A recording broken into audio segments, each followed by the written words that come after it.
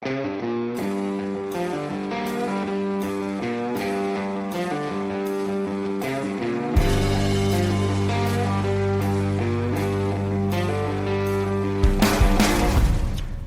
and welcome to episode 22 of the Time to Calibrate podcast. I'm Mark Levesque, and my co-hosts today are Bob Allaby from the Time to Go Travel and Timepieces YouTube channel, Brent Robillard from the Calibrated Wristies, and we have a special guest host, Mr. Timepiece himself, Jason Hutton. Thanks for joining me, gentlemen. Thank you. Good morning. Morning. How are you guys doing? Good. Awesome. Outstanding. Good stuff. Since we're all freshly back from the Vancouver Timepiece Show, I figured we'd have a recap episode like we did when we came back from the Toronto show. And what better way to do it than with the man behind the show? But first, we got to get the wrist checks out of the way. What's on your wrist, guys? Jason, how about you go first? I'm wearing the Studio Underdog Smoked Salmon, which is their mono pusher special edition they put out recently. So it's all deep branded. So it's kind of got it's not a Moser, but it's got a Moser-ish feel to it. So I quite like it. It was my first Studio Underdog. And I was on the fence yesterday where they purchased one of their avocado watches that they had their release with. So I said, no, I'm going to hold off and decide to wear this today in celebration of saving myself some money. You know what? I think you might have been a little too late because I think that those sold out quite fast. They usually run the window for ordering for quite a while, but they had like a crazy amount of orders. I think they had 2,000 or 3,000 units. No, it was 8,000 that they sold. That's 8, crazy. 8,000 units in like 2 hours or something. I saw it this morning on Instagram. It was nuts. Yeah, it's they have such incredible success, and their biggest limiter right now is really finding qualified assembly people in the UK that they can work with. So yeah, that's a brand that's just had such incredible success, and I'm so happy for them. And I love clever marketing, and these guys are nailing it out of the park with the marketing. Oh, 100%. For sure. What about you, Brent? What's on your wrist? Actually, this morning I have on the Marathon nav, the SSD, and it's the watch I wear most often on weekends, actually. And today I actually have it on, and I think I posted this morning too. I have it on that Zulu Diver Octopod system, which I really love. Actually. Yeah, that looks cool. Yeah. And That does look cool. That color with that particular watch too. Yeah, very nice. Yeah, very happy. Yeah, I replied to your post, pin up wrist. We got to make that happen for the next episode, next right. Magazine. Yeah, I definitely need a new account. I'm going to call it the Naked Wrist. Yeah, that's all you need is another Instagram account. Yeah. Bob, what about you? Okay, Mark, I'm going to quiz you to see what you learned at the show. Oh, God. By saying 2 words. So Mark was working with Jose. I already saw it. I know what you're on the wrist. 2 words. Hyperbolic paraboloid. Yeah. I didn't use those words. I'm wearing the Flyway Terra Maris from Isotope Watches, and the hyperbolic paraboloid is the shape of the crystal. Jose describes it as a Pringle or a saddle-shaped crystal, and it gives quite the unique effect. Makes the dial complete clarity at basically any angle, and it's just a cool look too. Yeah, I'm looking at it from almost a 90-degree angle, and it's incredible, the clarity and the non-distortion that's taking place with it's really neat. The glass. It's pretty incredible. Yeah, it's a really cool watch. Oh no, we'll talk about this later, but that was probably for me one of the show highlights. Actually, when I saw that crystal, it was just my mind was blown. Yeah, it's awesome, man. And the bezel, the whole bezel. I'm not sure what they call that. Clou de Paris. The Clou de Paris bead. Yes. I pulled that one out of thin air right there. Funny thing is, I was working with Jose for 3 days, right? So Sunday midday, we're showing off some watches, and he picks up the pink one, and he goes, he's telling someone that says, "Oh, we call this one Blink because the indices are blue and the dial is pink, so Blink."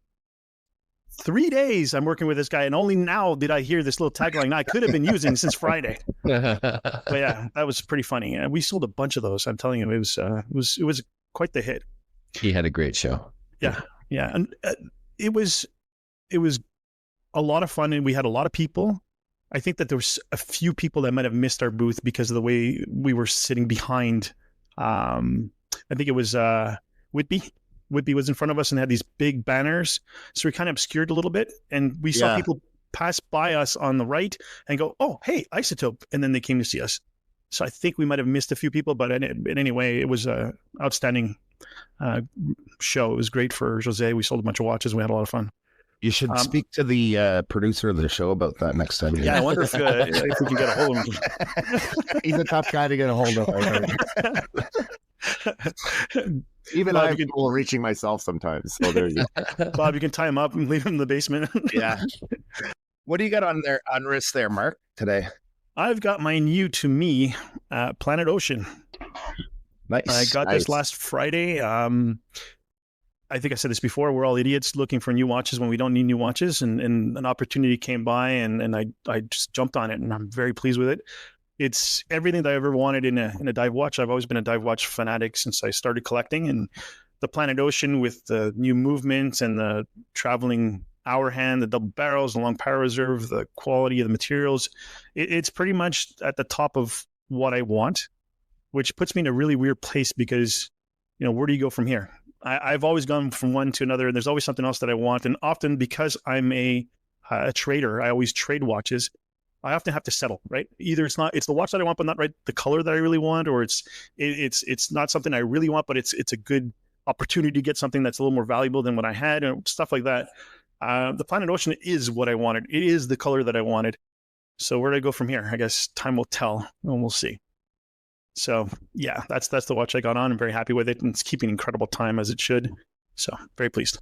I was really surprised when I saw you post that new watch alert, and I thought, wow, what a piece! Yeah, beautiful. It's amazing. It's 16 millimeters thick. Doesn't wear that way. I felt that my Aqua Timer was 14 and a half. It wore thicker just because of the way it's shaped. The case back has these scallops, and it's all wedged, and it's got like the light catcher case, similar to, it's not, they don't call it that, but it's similar to what Christopher Ward does. They cut out the angles and put bevels everywhere, and shiny gear brush there. It just disappears on the wrist.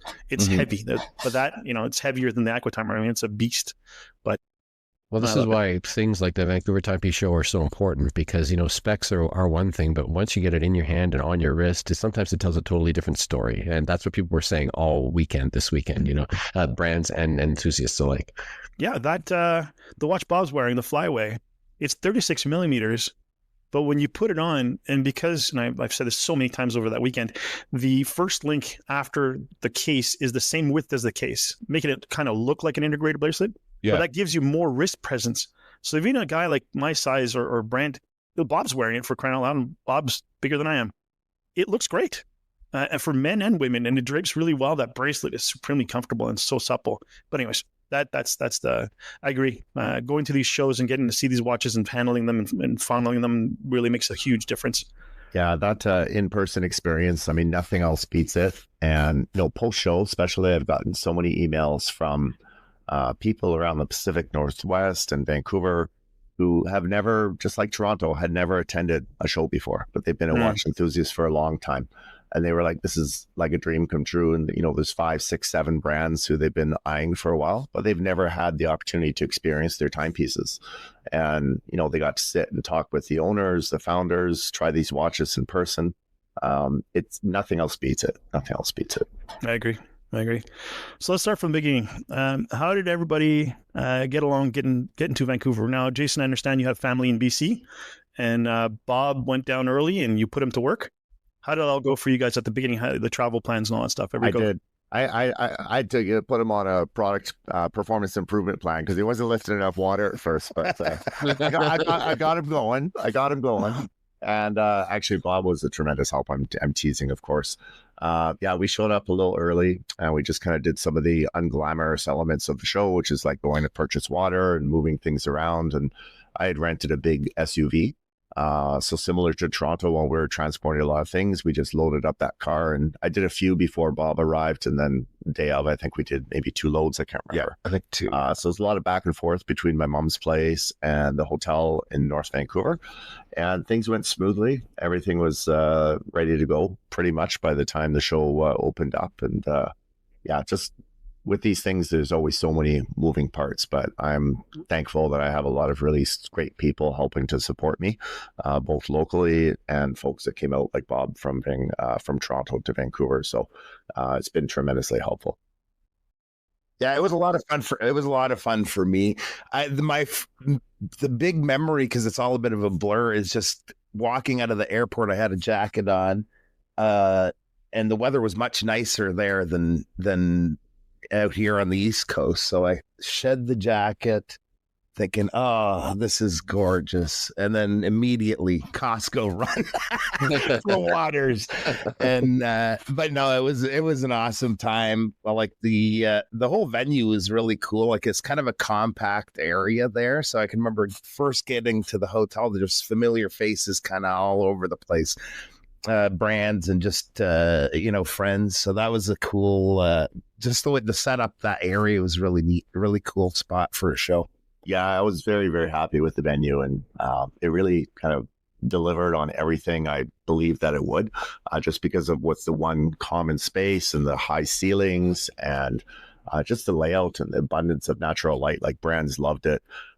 It's actually really interesting, Jim. We'll probably get into it a little bit later, but the amount of attendees that came through over the weekend was 2,600 people, which was actually 30% more than what was coming through in Toronto.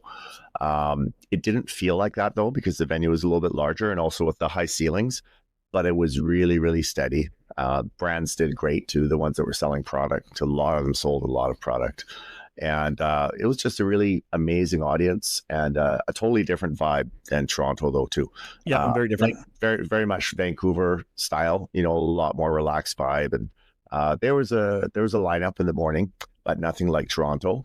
And it's not that the people didn't come. They just kind of said, "Oh, I'll come by, when I'm ready or after lunch or different things." They stopped off for yoga and a coffee, and then they showed up. And then they stayed all day. They stayed all day. Yeah. And you know what? It's you say it a bit tongue in cheek, but it's true. There are people showing up and they had like yoga gear, and you could literally tell they went to some class or went for a walk.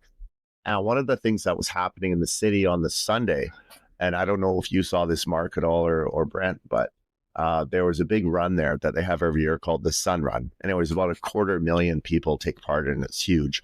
And after the run, which usually takes place in the morning at like 7 or 8 in the morning, there was actually a bunch of people that came to the show and they're in their running gear still. So they had their Sun Run t-shirts and their number on, and, they're running tights and things like that. So people just kind of meandered into the show. And those are the people that didn't change. I'm sure there are people that went home and showered and changed as well. But yeah, it was a tremendous atmosphere, and the venue was absolutely lovely. So I was very happy with it. Yeah, it was a steady amount of people. In Toronto, I found it was quite steady, but it came in batches. Like, we were too deep in people at the booths, and we didn't have those conversations. We were showing the models, letting people handle them, and we weren't having long form conversations with people. In Vancouver, we spent a lot of time talking to people. It was really amazing, the curiosity and all that stuff. It was great. How about you, Brent? How was your travel plans? Well, you know what always surprises me, and I'll say this for those in our audience who are not from Canada, but that you can fly to Geneva, or you could turn around and fly from where I live in Canada to Vancouver, and it takes about the same amount of time. It's shocking to me just how big the country is. And when you're flying over it and you're looking down and seeing that enormous swath of the Great Plains and the prairies, and then you're going over the mountains, it's just an absolutely gorgeous flight the entire way. But we had an easy flight, an easy arrival. We rented some bikes that first day because we arrived a day early, like Bob, and we went around Stanley Park. It was, I think, 18 to 20 degrees out there. It was absolutely gorgeous. And so it was a nice little introduction before the sort of, for us, we really got geared up for what we were doing on Friday. So it was a really nice introduction. And just to echo everything that these guys are saying about the venue, that Shipyards district is like the ideal place to hold an event, no matter what it is. But certainly the eateries all being around there, the beautiful places to go and sit out and actually look out across the water and see Vancouver. I would go down there for a coffee in the morning, run into Bob or Jason and other attendees. And, it was just such a great space, not just the actual building itself, but everything around it. Yeah. Fantastic. Agreed. The one thing I'll mention before I forget, actually, last week, I just got confirmation I was able to reserve the exact same venue for next year's Vancouver show. So April 24, 25, and 26 are the dates. So we'll be back at the Pipe Shop again, which I was super happy about. So yeah, Awesome. That's great. Now that I know where the Costco is, it'll be a lot easier. It will be. I think next time though, we're gonna buy double the amount of water. We took a lot of cases, and everybody was so thirsty. We basically ran out of water after like day one. And and the lunches were amazing, by the way.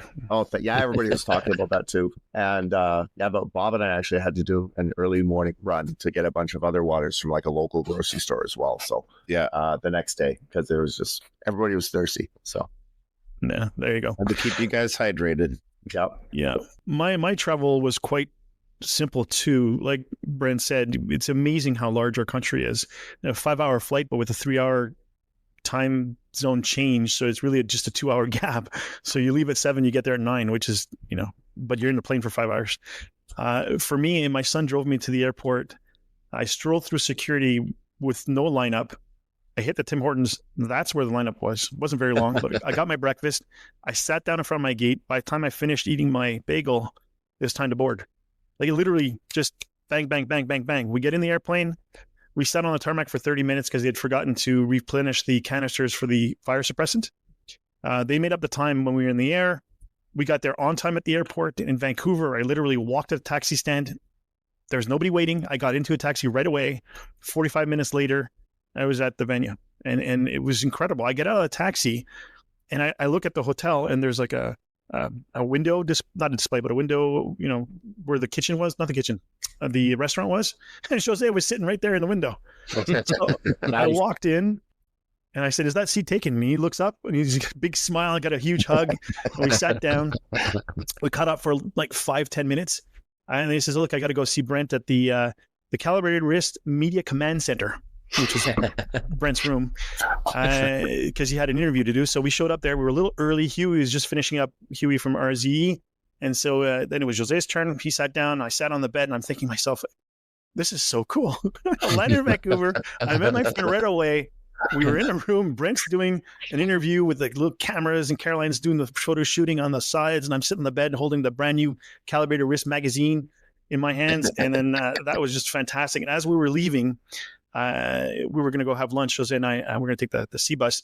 We were walking out, and we bumped into Mike Pearson, who had 2 suitcases full of watches. He was schlepping into Brent's room, and he kind of looked like a pharmaceutical salesman, meeting a doctor to show him all the new drugs, which is not too far from the truth.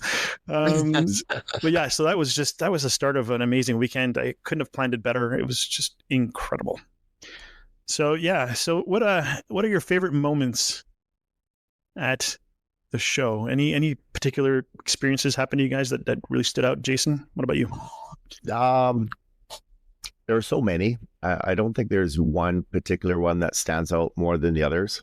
The part that always stands out to me though in any of these shows is just the feeling and the many conversations with the enthusiasts, especially people that have traveled to the show.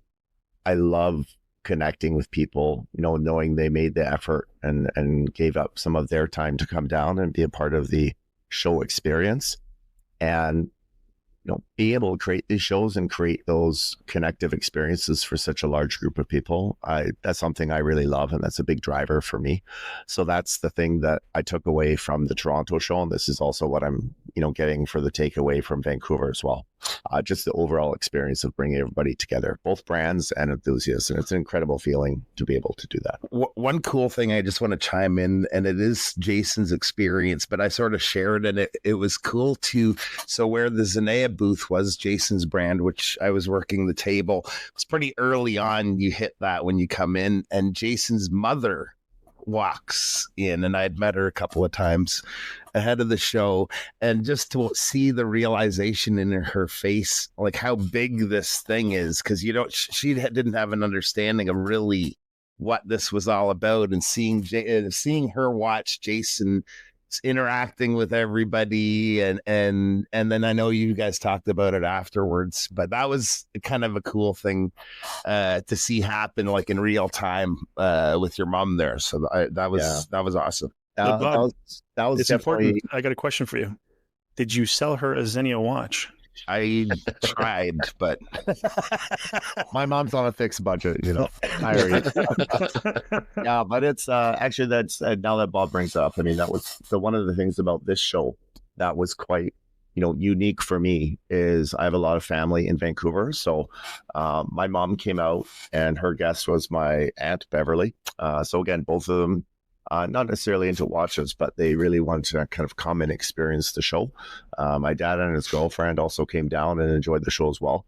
My mom, I figured she doesn't go out as much anymore. And I figured she'll come by for, you know, a courtesy half an hour or 40 minutes. And she actually stayed for pretty much the entire evening. She was there for almost 4 hours. And she was just having a great time chatting with all the brands. And every brand I went up to, they're like, "Oh, I met your mom. I met your mom." Oh, that's awesome. Some would say I met your dad too, but most of them were like, "Oh, I met your mom. I met your mom." And it was just, it was kind of special in that way. And certainly to be able to share that passion with my family as well was meaningful. So that was kind of a nice start to the weekend for sure. So. That's awesome. What about you, Brent?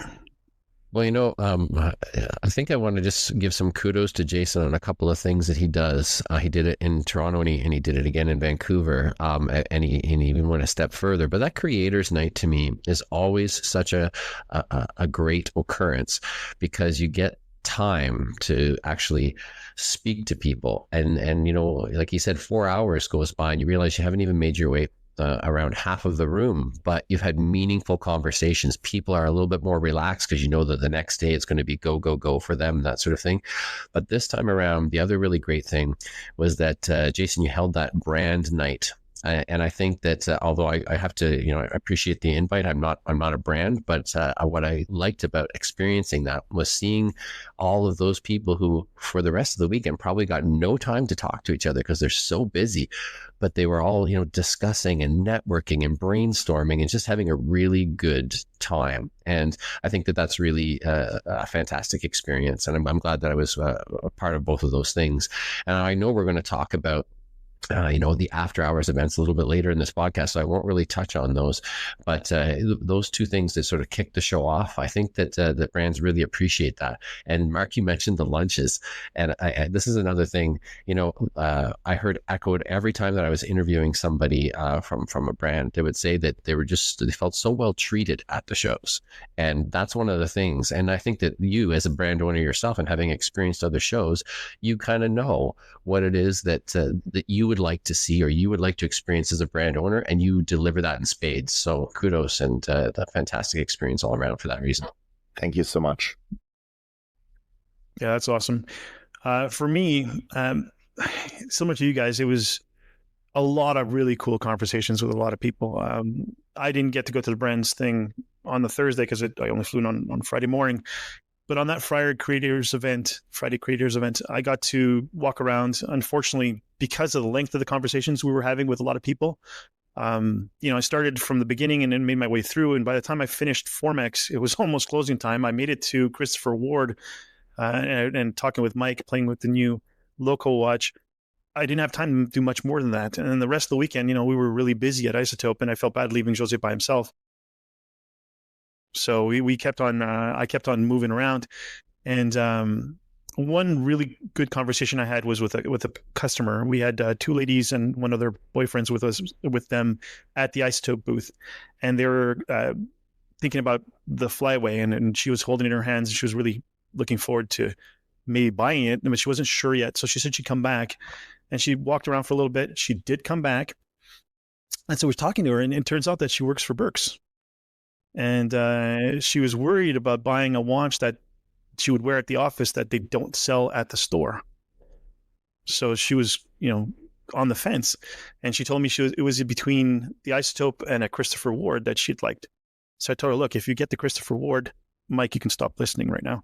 If you get the Christopher Ward, there's a good chance that people recognize the watch at the store or where she works at the office or whatever it is at Birks. So if you get the Isotope, it's going to be a little more, you know, conspicuous. No one will really know the brand, and it'll be mysterious, and, you know, there'll be a fun conversation piece. And then she thought of that, and she wound up buying the watch, and she was really happy with it. And it's such a pleasure to work with. And, you know, he signed, you know, paperwork and all that stuff, and they made her laugh, and just a great experience. Honestly, the enthusiasm in everybody's faces, and it's not just the enthusiasm in the people, the attendees, but in the presenters and the exhibitors. I mean, people were coming up to our booth. I saw I posted it on my Instagram. I saw a Porsche design Ocean 2000 from the 90s in person. There was another lady. A lady came in with another one, but it was the gold and titanium version. We saw a bunch of brands, a bunch of watches, Lang watches. We saw a whole bunch of watches that are not presented at the show that were so much fun. So the enthusiasm on our part, seeing their watches, seeing them being excited about us, recognizing their watches, and it was just a great time. That's cool. Can't go wrong. It was just a great time. One of my favorite moments, I was sort of running around with my getting some footage with the camera and talking to a few brands, and in the very back corner was a brand new company, Noctua watches. Oh, yeah. He makes the Thule watches, but he had the coolest booth there for one big reason. He had a flamethrower at his booth. A functional flamethrower. So I'm talking to him about that a little bit, and right next door is the Handhart guys.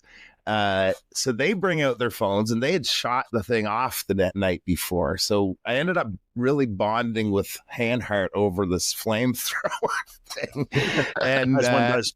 And those guys were awesome, by the way. Like I really enjoyed the chatting with them, and kind of met up with them a couple of times after the fact too. But I'll never forget that moment with Handhart and Noctua bonding over a flamethrower. I kind of caught the tail end at the end of one of the days, and they decided, let's go outside and where it's safe and fire up the flamethrower. And I kind of caught the tail end as he was like waving it around a little bit. And I reposted a story of a picture of him as the flames are coming out, and it's pretty wild.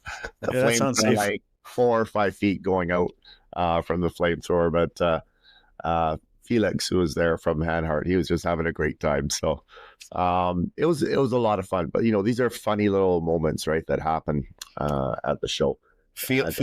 Felix was telling me a little bit about, and we've talked about it too, Brett, about their facility in Germany, and they have an event coming up in June. They invited me to go to this, which I don't think is going to work. But I asked if there was flamethrowers going to be there. He said maybe not flamethrowers, but a tank. He said he'd promise. Oh wow!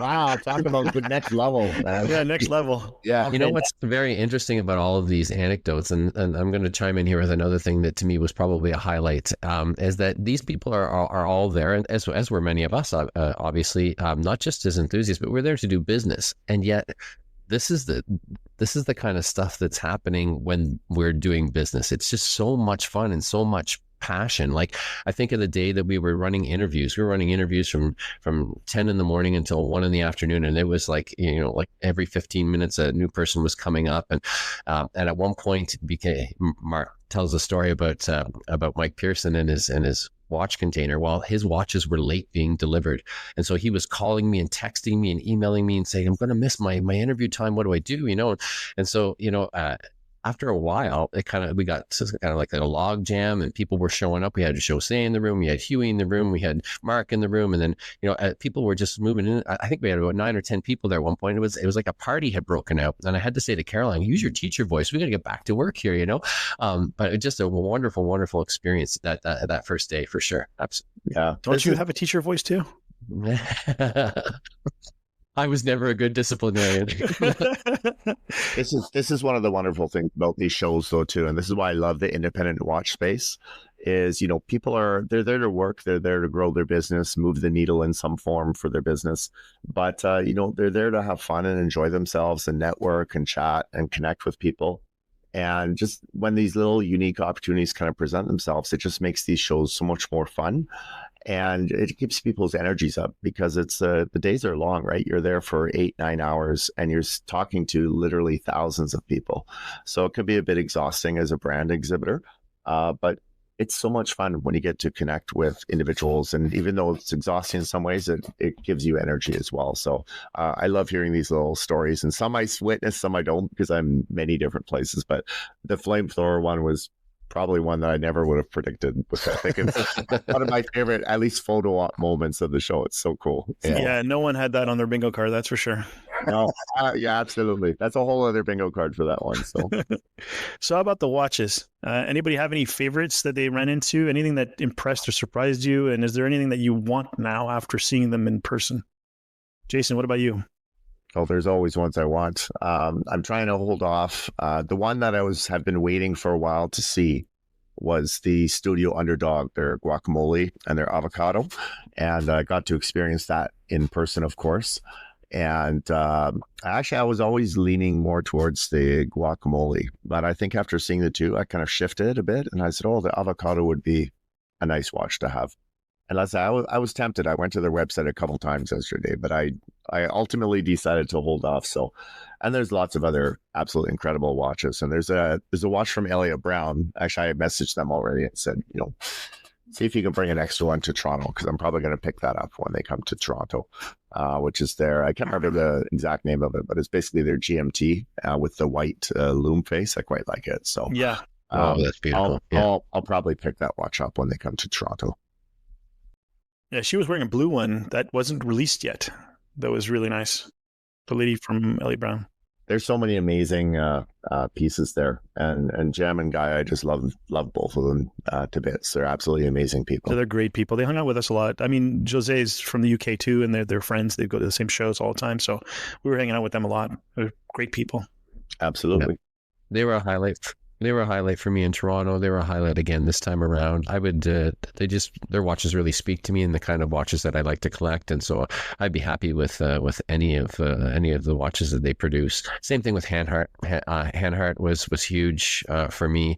Of course, we've done a lot of reviews of both Elliot Brown and Hanhart pieces. So we've had a lot move in and out of our studio, but they had some new ones that were at the show, which was really great. We had great conversations with Guy and Jem, and then we had a really great lunch with Felix and Franz from Hanhart. So that was a lot of fun. But I have to give props to Christopher Ward and the C12 Loco. They took a real gamble in creating that watch. They took a real gamble with their sort of marketing campaign. I watched the Freewheeling documentary and I absolutely loved it.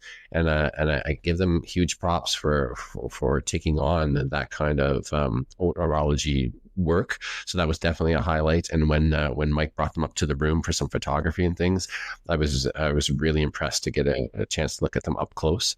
Serica to me is always a highlight. I talked to Jerome when we were in Geneva, and so it was great to see him at the show. And of course, I saw a few things that are under embargo and can't discuss today, but I think that people are going to be really happy with what's coming up later this month. Isotope is always a highlight for me, and this wasn't a novelty, but that moonshot chronograph, that Terra Maris colorway, boy, that's a tough one to walk away from for me. But also that flyway that you're wearing, Bob, actually was a show highlight for me, as I mentioned earlier. Yeah. And that's also the Terra Maris colorway. Yeah. So I hadn't realized that on the day, but now I'm realizing it now as we're talking about them. And then, Arkin, I almost pulled a trigger there and won't say that I won't, but Ken from Arkin makes some really cool stuff, and they always sell out. And they really speak to me too with their sort of toolish intent, and also for that same reason, RZE.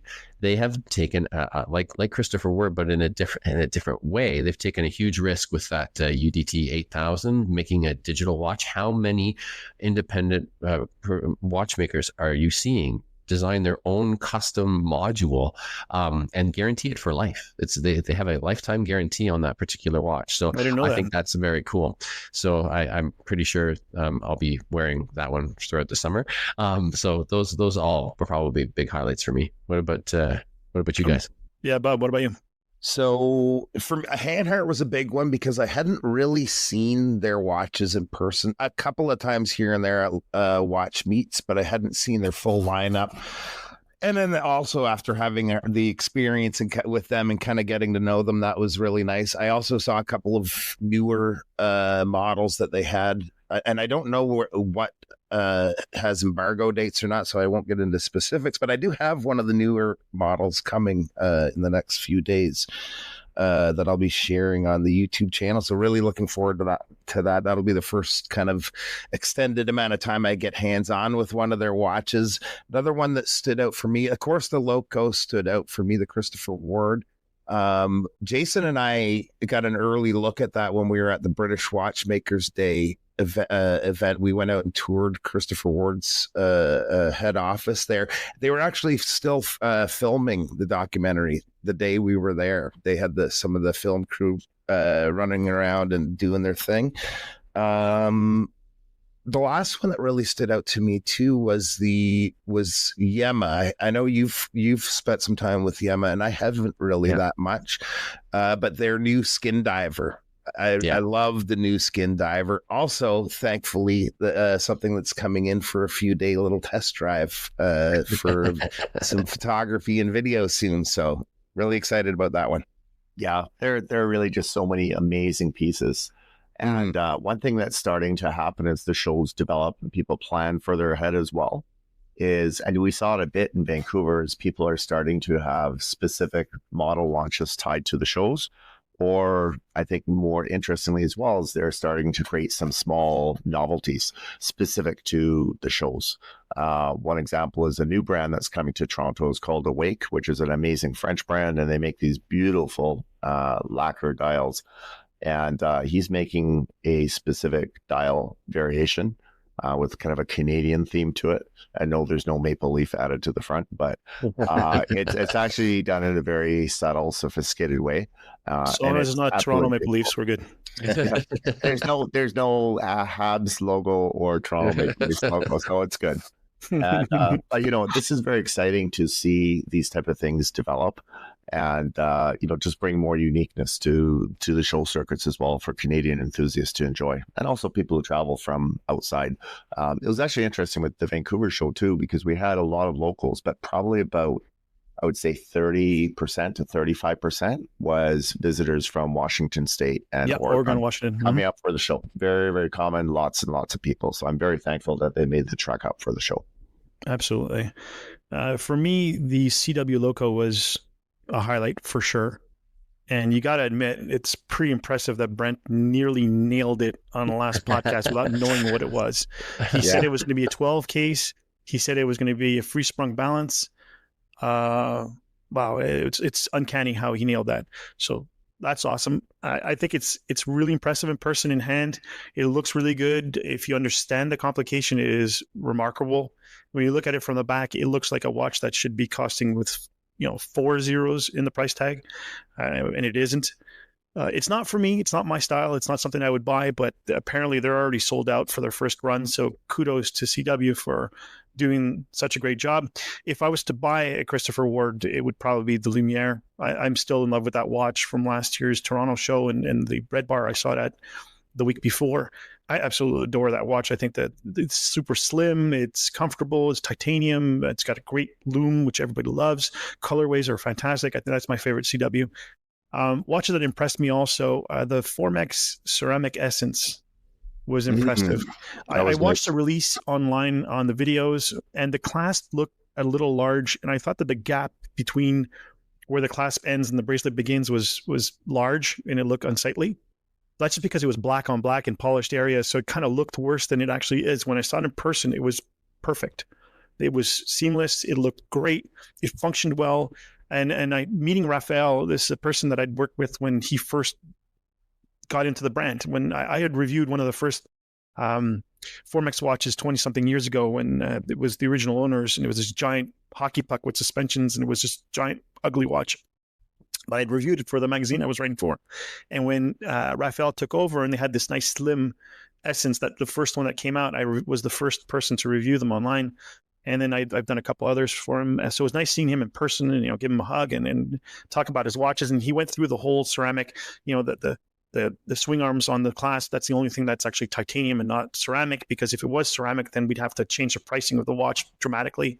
But you can't even tell. It's titanium and it's black, and it looks so good. So seeing him was really cool. And those watches, the Space One watches, blew me away. I had seen them only online before. The gentleman who runs the company was so nice, and he was French. So I got to speak to him in French, and he was so excited to speak to someone in French. And he showed me their new one, which is under embargo. I won't mention it, but that completely blew me away. Again, not something I would actually wear, but I can appreciate as a watch collector. Fortis watches, getting to see those in person, and their new movement and their new pilot watch, and the Novonaut, handling that thing. I was saying before that my Planet Ocean is a heavy, big watch. Doesn't hold a candle to the steel Novonaut. I mean, that thing is a beast and can double as brass knuckles if ever you needed it in a bar fight. I mean, it's a badass watch. It was so cool. Unfortunately, I didn't have time.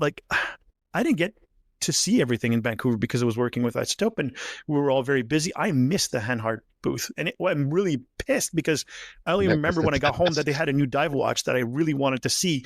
I completely forgot about it at the show. I didn't get to see that.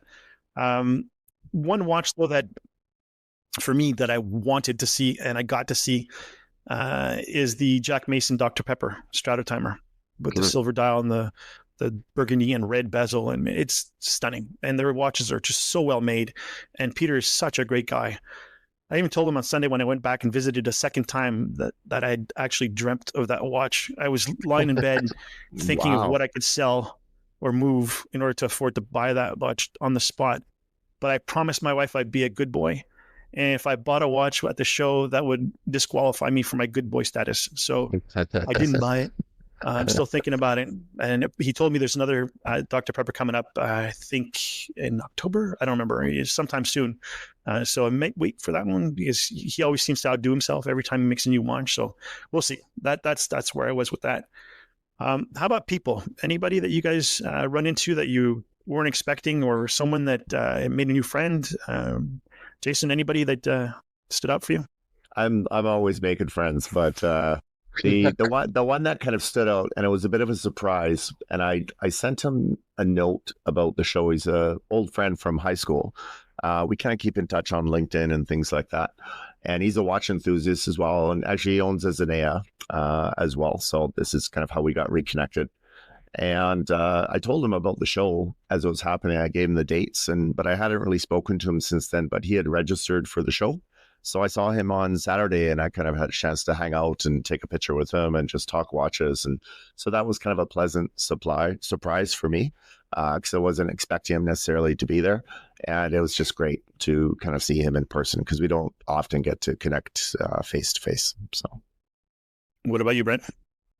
Yeah, well, there are lots. There are people that you only see maybe once or twice a year, and it's at shows like these that you see them. Antoine from Yema is one of those for me. I've been dealing with Antoine for 4 or 5 years online, and sometimes we see each other in Geneva, but they weren't there this year, so it was wonderful to catch him in Vancouver. But that meant that it was over a year since we'd seen each other. Aaron Sawyer was there, the Canadian watchmaker from Saskatoon. Always good to talk with him. We're probably gonna be working with him on the new issue of the magazine and that sort of thing. So that was a lot of fun. Felix and Franz from Hanhart.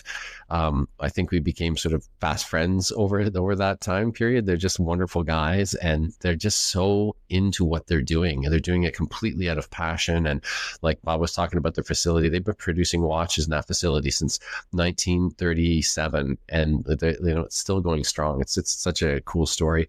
But there were all kinds of watch fam guys that we ran across. So we talked about these Seattle folks. So like we had Corey Enthused Dad on Instagram. Michael was there from Which Watch. Ray from Watch Companion, and Don Rogan from Edmonton came in from Edmonton. So it was really cool on that creators night to run across all of them, because those were some people that I've been talking to and dealing with again for 4 or 5 years, and that was the very first time that I got a chance to see them. Really got along well with Ray, and met later on with him as well. And then at one of the after hours gatherings, I met a guy named Take Ko. Now, you guys may know him. He's on Instagram and on YouTube as Big Head Taco. Yep. And he's a camera guy, also a watch guy, but really a camera guy, Fujifilm and Leica, and he writes for Fujifilm and then that sort of thing. And he was just awesome. And so we got together later on, maybe talk about that if we get there. It's in today's show. And the last one would probably have to be Jerome from Serica. Like I feel like we're kind of like what do you call it, like soulmates, and we have so many similar interests and things like that. And so we got to have he stayed on in Vancouver like we did, so we had a nice dinner the night before he finally flew off to San Fran and stuff like that. So yeah, just I mean, obviously, and although we see each other more often, it's cool to see all of us together in one space and sort of see what everybody's doing, and to see how everybody operates. So that's always fun too. Yeah, it was such a great experience, and with the exception of Bob, because I put him to work moving water around. I felt like with the both of you, I sort of saw you a bit, but it was just in passing because we were also busy, tied up doing different things. And I think Brent, I only spoke to you a few times really over the weekend, and Mark, same thing, like kind of quick hellos, and then we're off doing our other things. So, but you mentioned a lot of guests coming up. I just want to give a shout out as well to AJ from Analog Explorer. He's a podcaster out of Bellingham. He's been very supportive of the show and doing lots of interviews and things like that too. So just want to give him a shout out and appreciate him taking the trek up each day to come and enjoy the show. So. Hey, Bob, what about you? Speaking of coverage of the show and supporting the show, one person I've known on through Instagram forever was Watch Companion. Met him for the first time at the show, and he did some if you're not following him on Instagram, he did some excellent posts showing the people behind the brands, the watches. He was awesome to talk to, so I was really glad to meet him. One person that came up that I've sort of known through Instagram in the last couple of years is Girl Meets Watch. I don't know if you guys met her, the one that came up from Nashville. Her story is kind of cool. Her son showed up at home with a Zelos, I think an Aventurine dial watch a couple of years ago. She wasn't into watches at all and just went head over heels for this watch and ended up going down the rabbit hole, and she's been bouncing around to all these shows through the States and now up here in Vancouver. I think she's coming out to the Toronto show, so that was really cool. She was just pretty new to the hobby still, so extremely enthusiastic, and it kind of rubs off on you a little bit being around people like that. So that was a highlight for sure. And then the other one, Jose made her cry. Really? Yeah, he was telling stories about his watches and how passionate he is, and she was moved, believe it or not. Yeah. That was very cool. Sorry I interrupted you. No, that's okay. That's okay.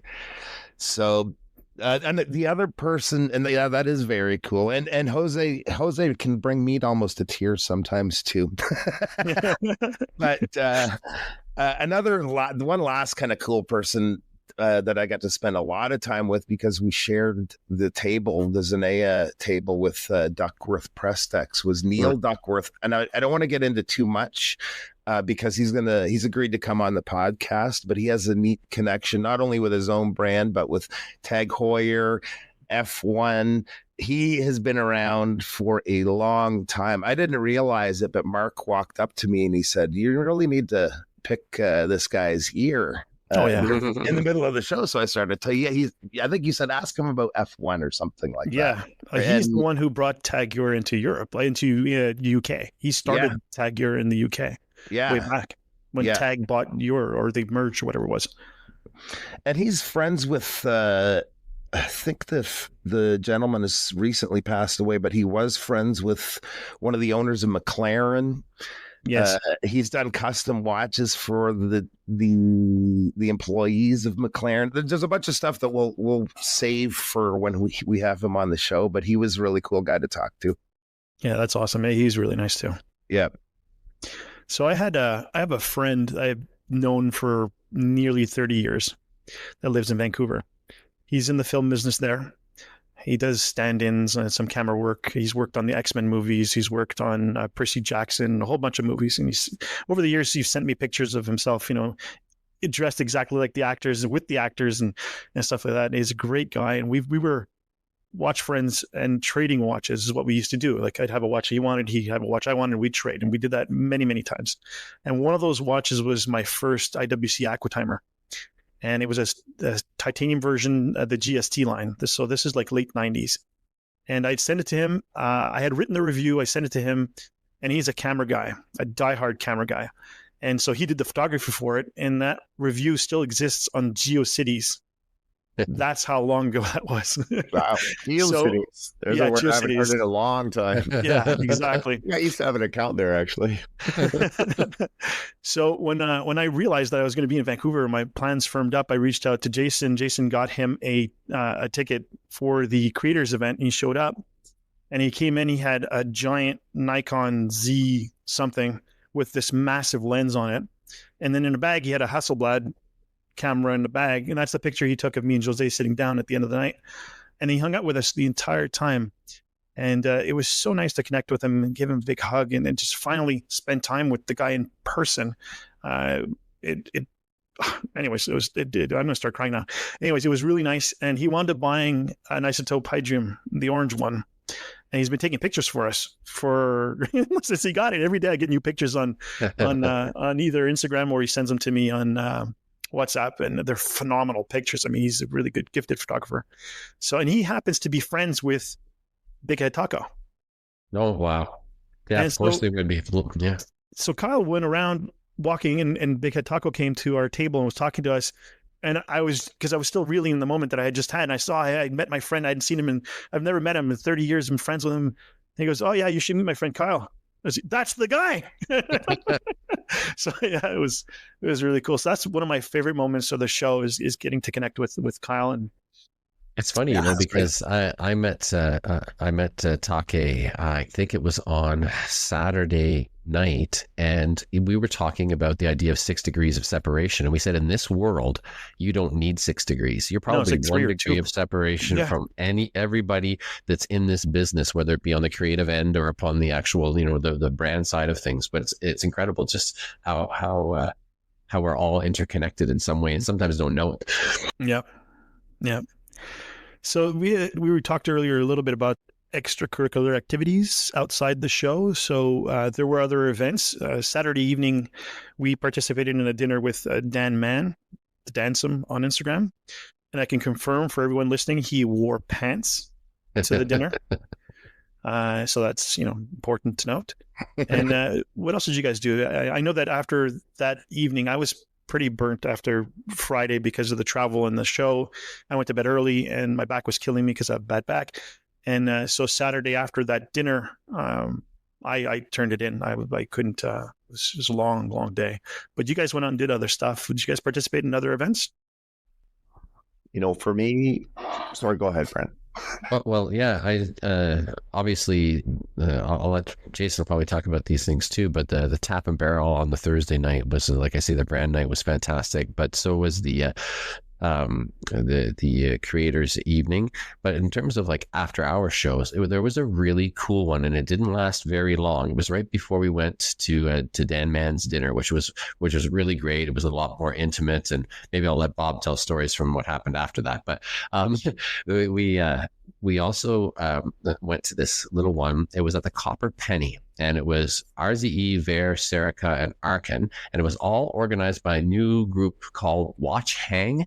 And it was literally like a speakeasy. You got to the Copper Penny, and then you said your name, and you had to show your invite, and then they led you down this little corridor, and which led to another corridor, which led past some distillery stuff, and then all of a sudden you were in what looked like a caboose or a railway car, very slim, long room, dim lighting.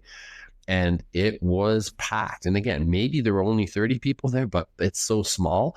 And that was a lot of fun. There were just so many people who were fans of those brands, and all of those various, brand owners were there and that sort of thing.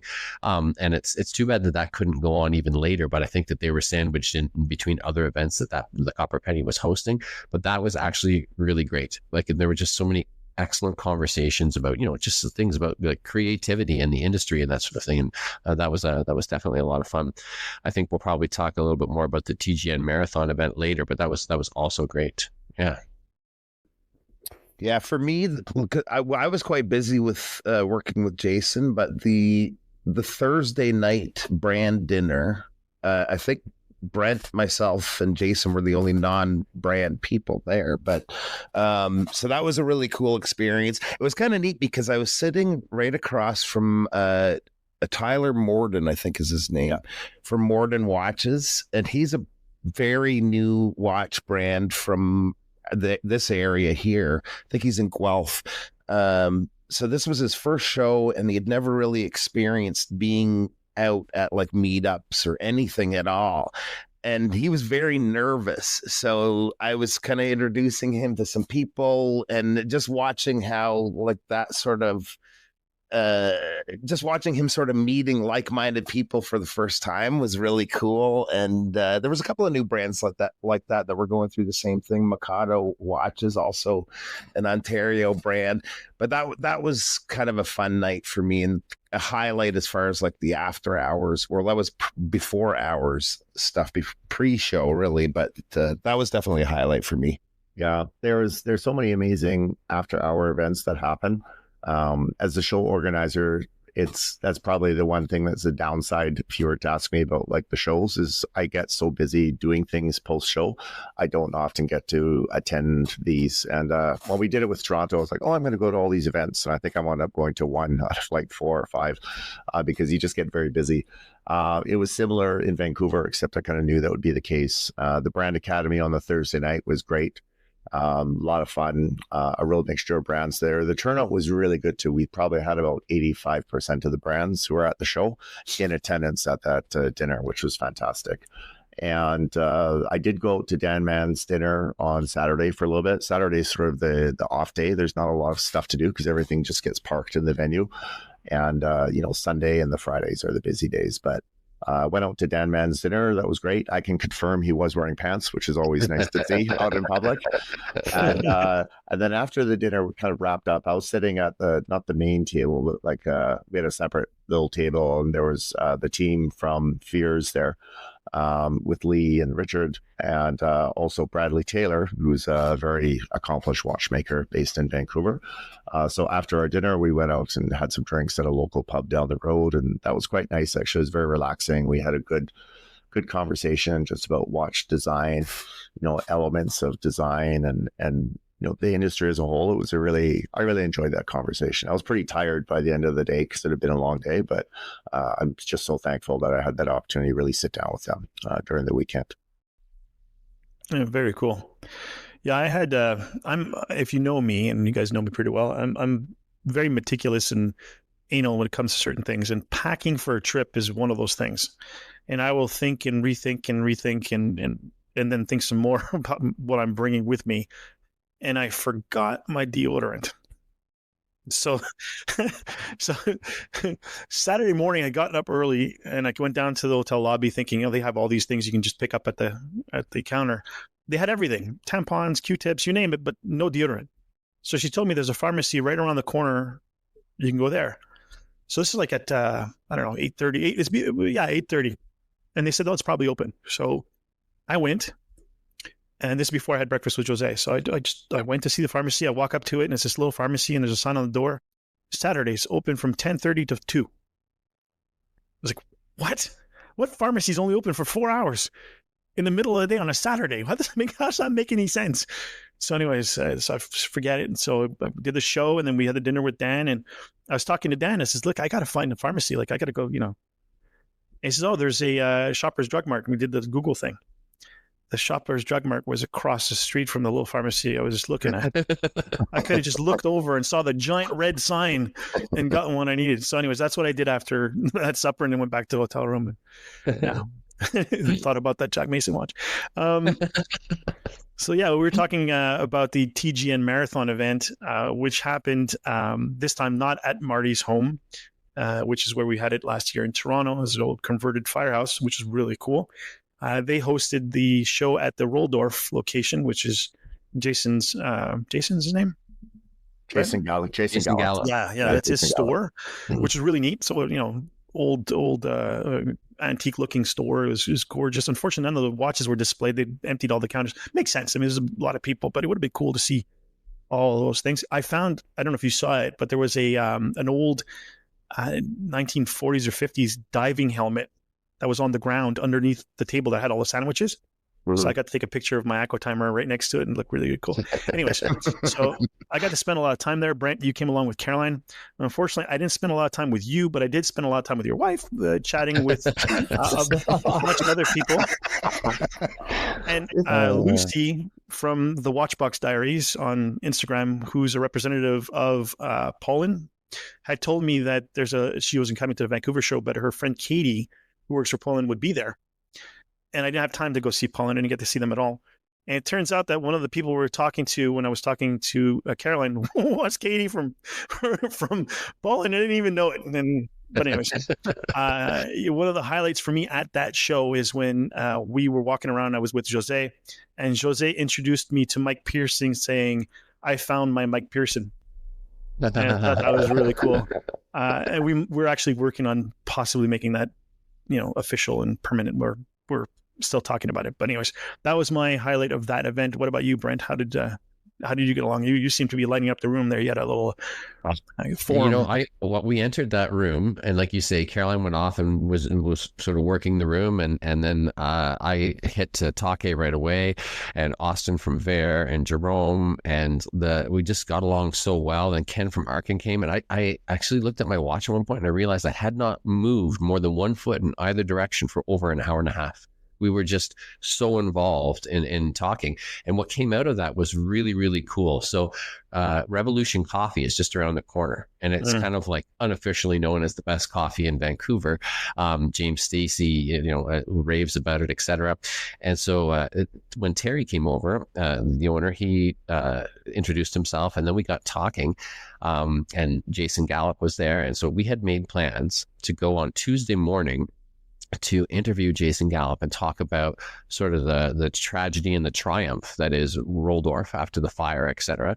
And so Terry said, well, hey, they don't open till 11. Why don't you guys come and I'll serve you coffee? So Jerome and Take and Ray from Watch Companion and Caroline and my daughter Maya, me, like we all just sort of convened at Revolution Coffee that morning, and we just had the greatest time, like just chatting, etc. And then we moved over. We took that party over to Roldorf and interviewed Jason. And Caroline's going to be putting together a short documentary about that once she's done with the Vancouver Timepiece Show documentary. And so he's just such a compelling storyteller. All I had to do, I think, was ask him 4 questions and then sit back, and he just.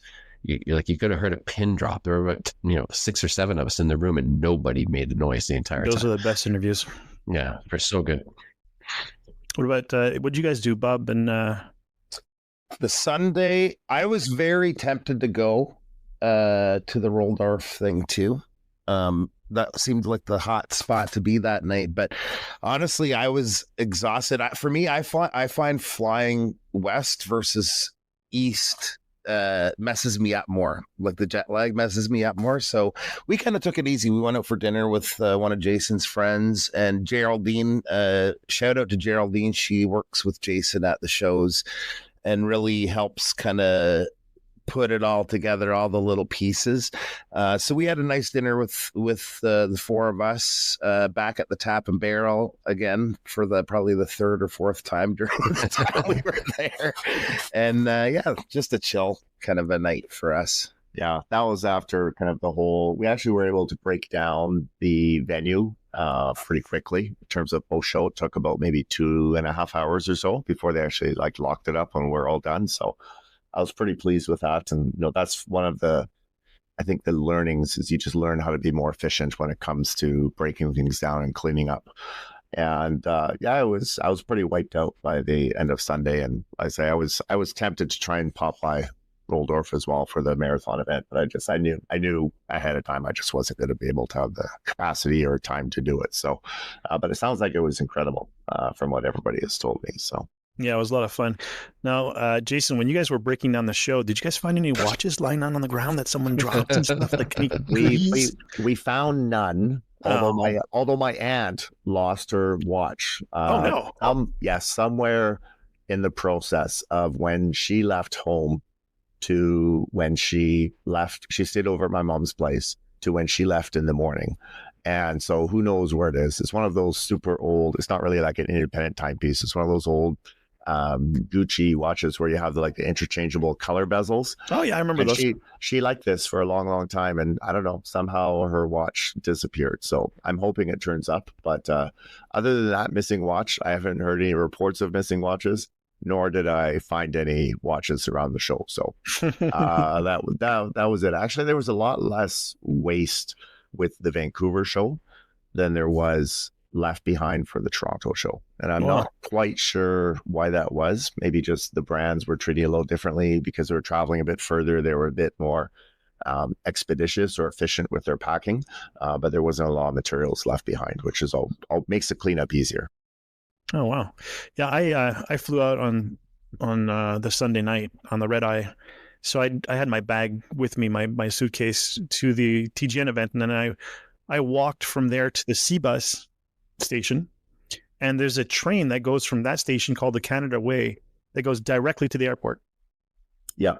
Okay, so it cost me $85 to take the taxi from the airport to the venue. And it cost me $3.50 to go back to the airport from the venue.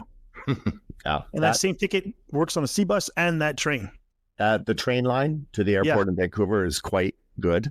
If you're not carrying that much, it's well worthwhile to do that, especially. Yeah, well, next time that's what I'm doing, because $85. I mean, and apparently I got there 10:55 is when I landed, so I wasn't rush hour.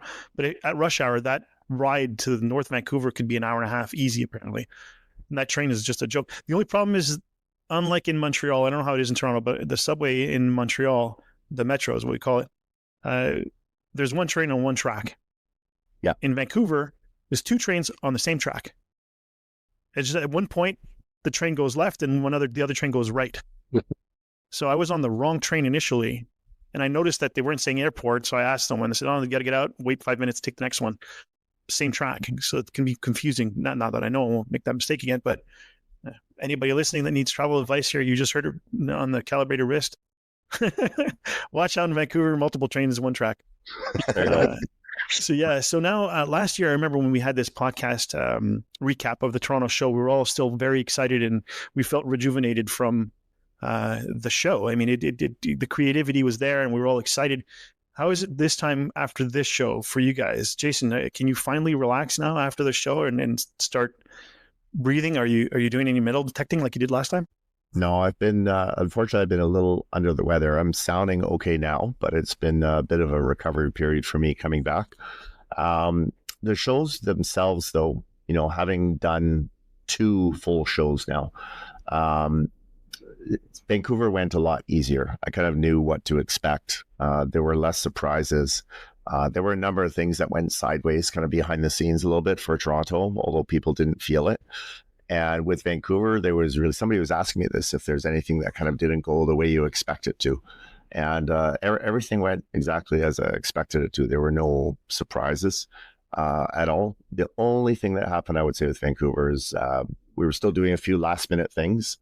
And I was like we'd been moving stuff around. I was in a t-shirt. I was kind of sweaty. And all of a sudden one of the VIP guests showed up. And I was like, "Oh, you're early." And I look at my time and it's 4:59 p.m. and the doors open at 5. I'm like, "Oh, actually, I'm late." So I had to make a hasty exit out and get showered and cleaned up. Just leave it for the rest of the team to start bringing people in. So by the time I came back onto the show site, it was, things were already well underway. And but it was great. I mean, there's afterwards, you just got to recuperate a little bit because it's a long weekend. For sure, but it took a few days. Things went really well. I'm super happy with it. I'm excited for Toronto. I think the brands were really, really happy. I got nothing but positive feedback. They all love the lunches too. I had so many people come up to me and thank me for the lunches. They absolutely love them. So especially because there's lots of choices too. Everybody's like, "Oh, this is great. I get to choose from 8 or 10 different options in terms of those little bags of chips are hard to open. They are. I agree. I struggled with that too. They're delicious, but man, they taste good once you get them open. So. Yeah. We got to talk to the producer, the show producer. We'll put it on the list. I'll bring one of those Costco bags of Cheetos. A kettle, 900 grams of kettle bags. There you go. We've got the volume. We'll heat it out. I know for sure. So, what about you, Brent? How are you feeling after the show?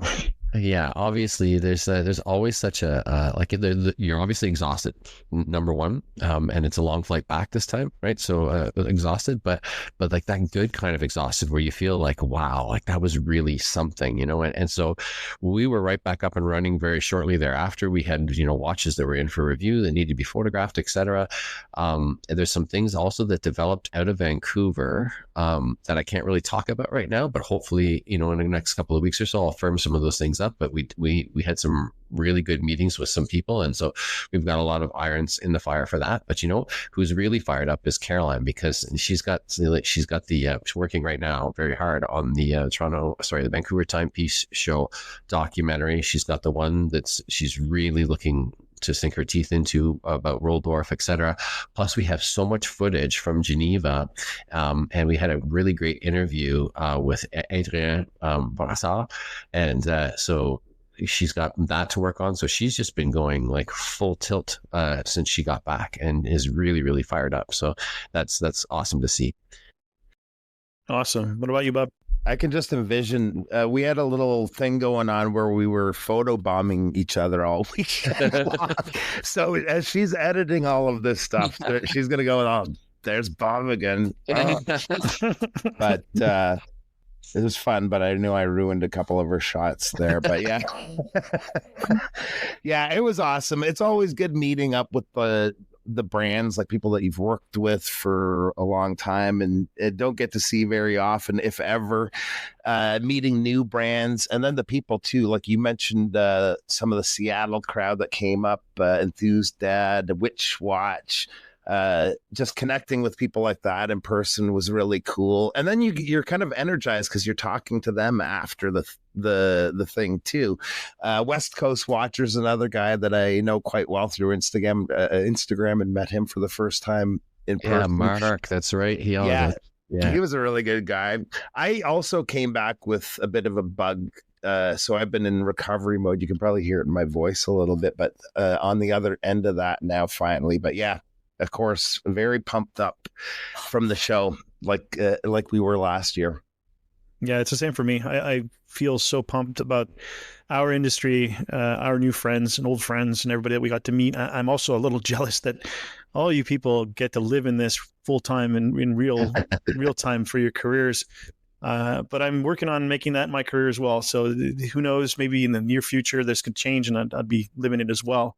I'm really looking forward to Toronto this September coming up.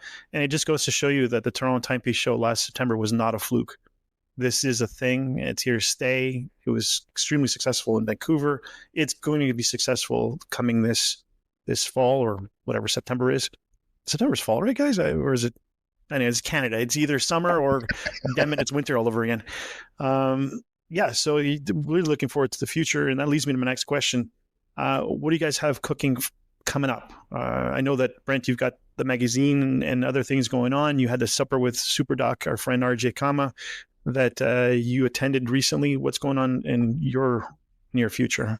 Well, like we were talking about just before this podcast started, I'm running on about 3 hours sleep right now. We went all the way down to Niagara on the Lake yesterday, to the Reef Winery, where Longa was doing a special sort of private event that RJ had invited me to come down and take a look at. So they had their staples there, like the Longa Eins, the Saxonia, the 1815. They're just absolutely incredible timepieces, like some of the greatest timepieces probably on the planet. And then they had like the Zeitwerk that was there as well, the one that has like the mechanically driven digital display, the jumping numerals and everything. Just the watches that are just as beautiful to look at from beneath as they are to look at from above. And then they had some of their novelties there, and for me, the novelty that just really hit me in the gut was the Odysseus Honey Gold. What a watch. Like I posted something about it in a story on Instagram this morning at like 5 a.m. when I was getting up to come here for this podcast. So it was, but just, a phenomenal event, really, really well run. And back in 1993, I actually proposed to Caroline when we were down in Niagara on the Lake. And so with Mother's Day coming up, I can say this safely because this podcast doesn't come out till Monday. But I got a really great bottle of wine down there. Reef is one of the best wineries in the region. And we got this kiln dried Chardonnay. And what was fantastic about it was that they actually had Klaus come out, who is the owner winemaker, and he signed the bottle for her. So I know she's going to be really pumped about that this weekend. So that was a great event, obviously. Yeah. Oh, that's awesome. What about you, Bob? I know that you're working on a traveling road show with Jason, and you've already had an event already. What's coming up with the future with that? Where are you guys going to be next? So we're doing kind of a monthly, smaller scale meetup, working with a few different brands.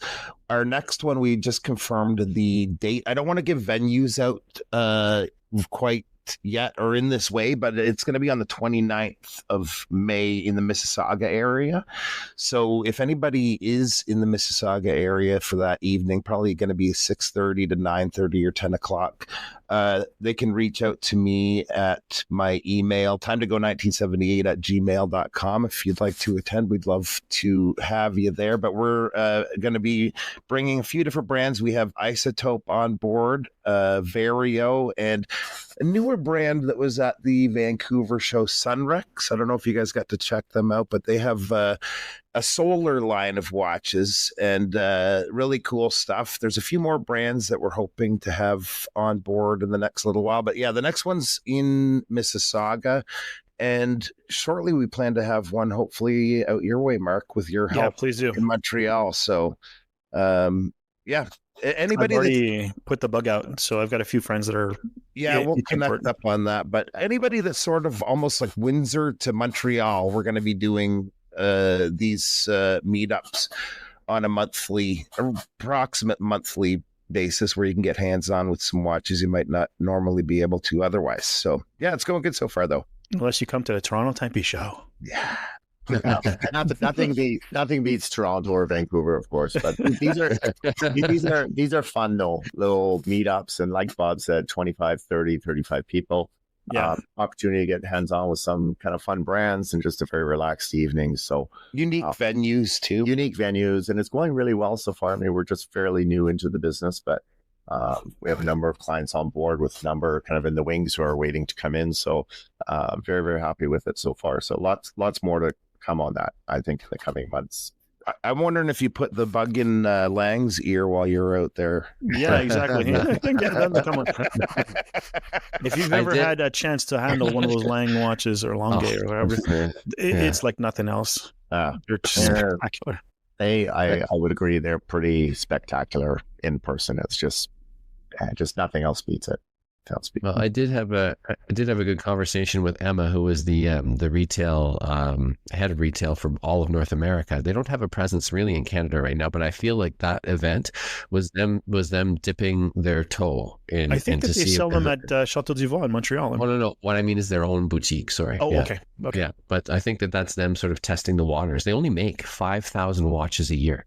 Like that's, so, but the value of those watches is enormously high, obviously, but and they sell out typically. So yeah, I think there's it's very interesting. I think with the global marketplace right now, just because of all the shifts and changes going on, there's a renewed interest in other geographies, Canada being one of them, with many watch brands of all levels, whether it's small independents or powerhouses like Langa. So yeah. So, Jason, now that the Vancouver Timepiece Show is behind you, I assume, and I'm pretty sure, that the Toronto Timepiece Show now is full steam ahead, right? And so is the Gala Awards show that we've already discussed once before. How are things going with those events? Is the event sold out? Can we or our audience help in any way? I haven't released tickets yet for Toronto. That's probably going to be within the next week. I'm going to create the link. We'll update our website. Everything is housed now at timepieceshow.com. So if you look at that website right now, it's still got the Vancouver show information kind of front and at the top. That will shift in the coming next couple of weeks. And the Toronto event information will be there, as well as the link to register for tickets. We have a new venue this year at the Meridian Arts Center. It's much larger, so we have the ability to have much larger crowds. I am anticipating we're going to have 4,000 plus people over the weekend. Holy cow. I get I would say 2 to 6 emails a day right now. Just people reaching out to me either through Instagram or email saying, when are you releasing tickets? I missed last year and I want to come. I want to come. So there's a huge demand for it. And we have a lot of brands already confirmed for Toronto. I haven't published them yet.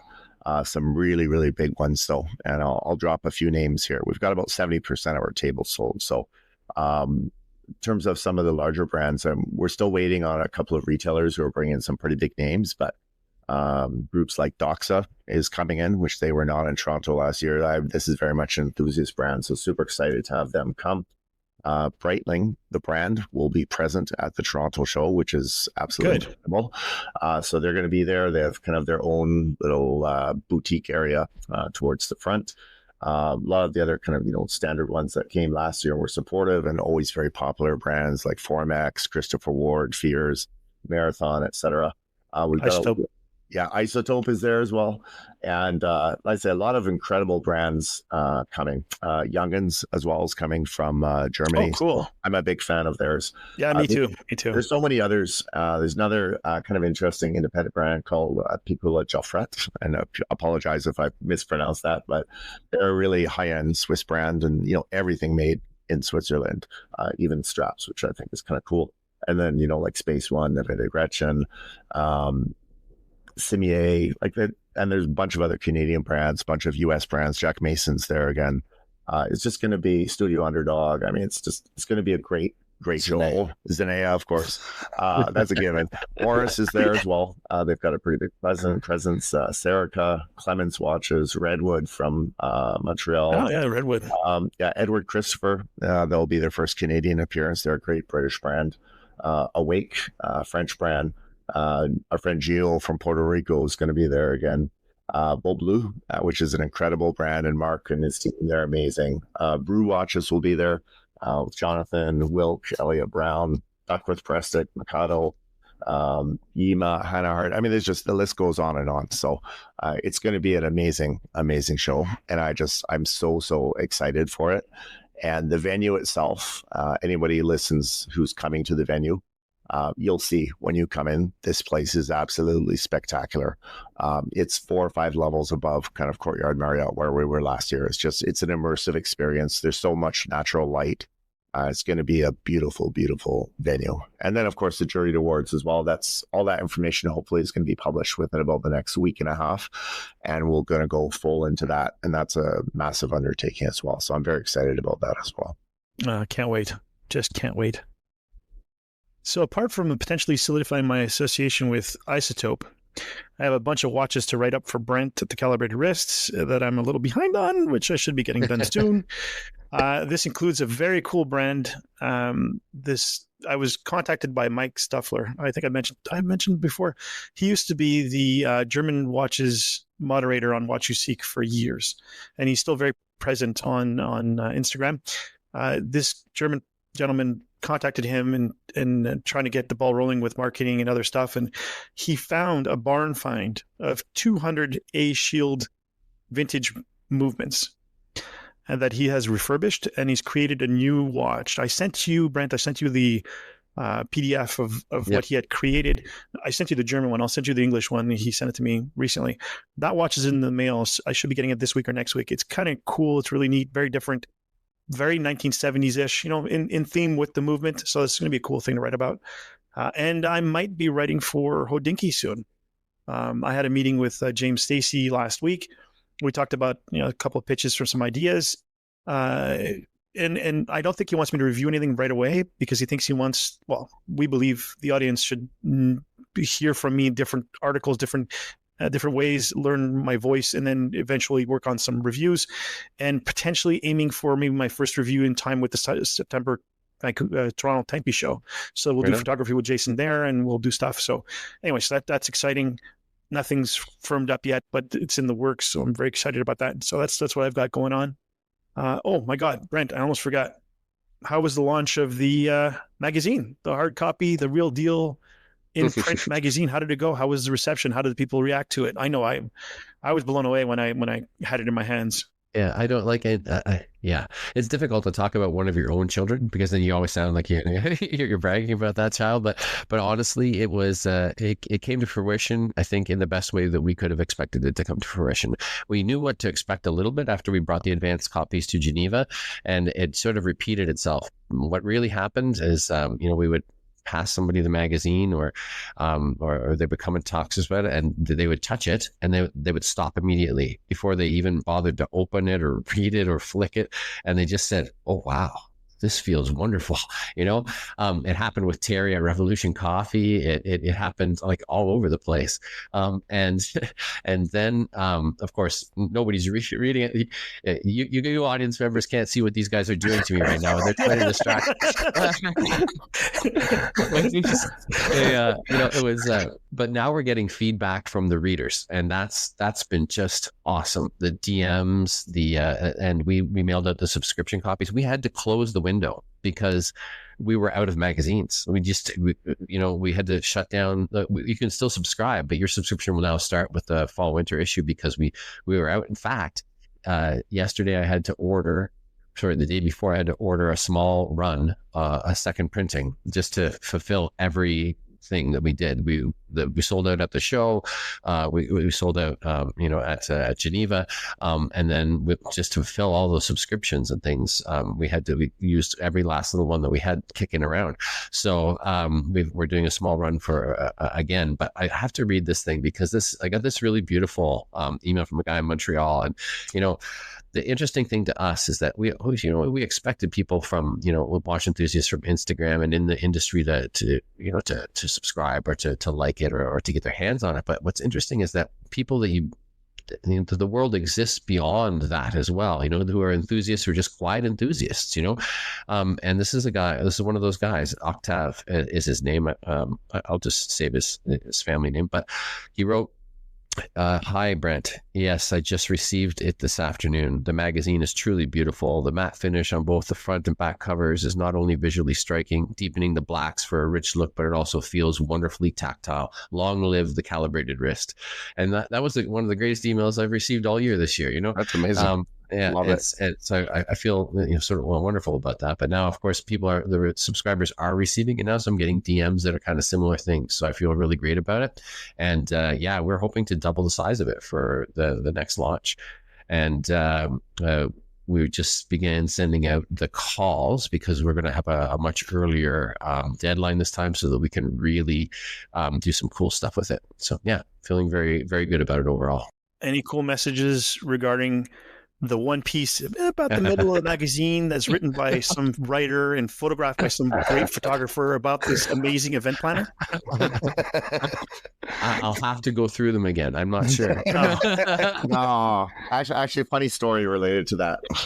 Because of course the magazine was distributed to the VIP guests, and also there's a few additional copies which were given out over the weekend. And there was these two gentlemen walking around the show, and they had picked up a copy of the Calibrated wrist. Anyways, and they were flipping through it, and they happened to come to that article around the middle of the magazine. And they said, "Hey, that's you." And I said, "Yeah, that is." Yes, it is. Anyways, they were pretty fun, and they were chatting, and they're like, "Oh, we did," and we were talking, and they were actually a retailer out of the Philippines, and they had flown all the way to Vancouver to meet one of the brands that was at the show that they actually work with and they're a retailer for. And they said, "You know what, let's take a trip to Vancouver. We'll have a little short vacation, but we can kind of cement our relationship in person and have some dialogues with some other brands as well." So amazing when you see things like that happen. Mm. And, that was the closest that retailer had ever kind of been to the Philippines, even though it's still far away. Vancouver to Philippines is a long flight, but it's not quite as long as where they're normally based, though. So it was kind of fun to see that, and I laughed when they recognized me in the magazine. So that's very cool. Yeah. So I want to plug something. I don't usually plug things or other shows or other people, but my friend Chris Ansoulis, my dear friend, who was a writer on Warner Wound with me years ago, and he's now a writer for Watch Gecko in the UK. He's the founder of poppingcrowns.com. His articles are always whimsy, a lot of fun. Very good writer. He's starting a podcast of his own. It's going to be called Tale of Two Wristies, which is a great name for a podcast, especially about watches. And it's him and his friend that are starting this.